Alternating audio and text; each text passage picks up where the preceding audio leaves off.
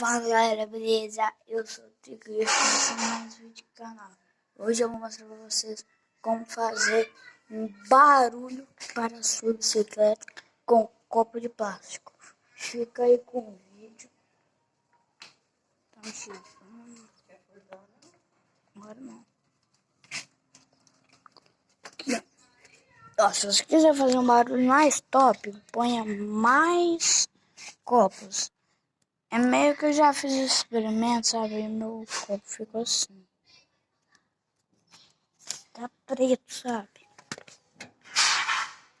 Aí a bicicleta, ela vai estar aqui, ó. Vou deixar aqui. Aí você coloca na frente e atrás. Eu prefiro colocar atrás. Aí eu vou pôr aqui. Enfia. Lembrando que eu tô só com uma mão por causa que eu tô gravando. Não vou chamar minha produção.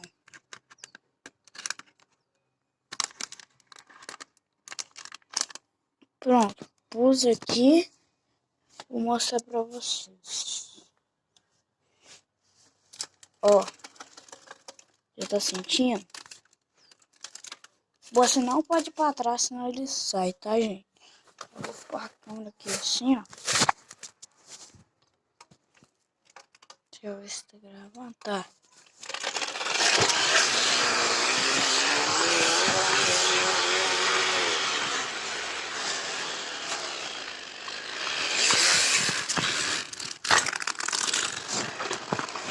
Aí, ó, galera.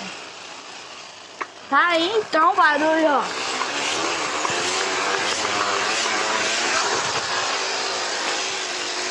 Tá aí o barulho.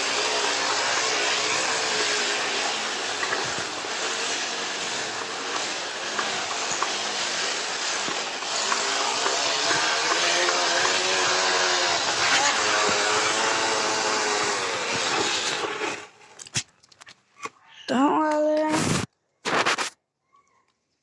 esse foi o vídeo. Espero que vocês tenham gostado. Se gostou, deixe seu like, se inscreve no canal.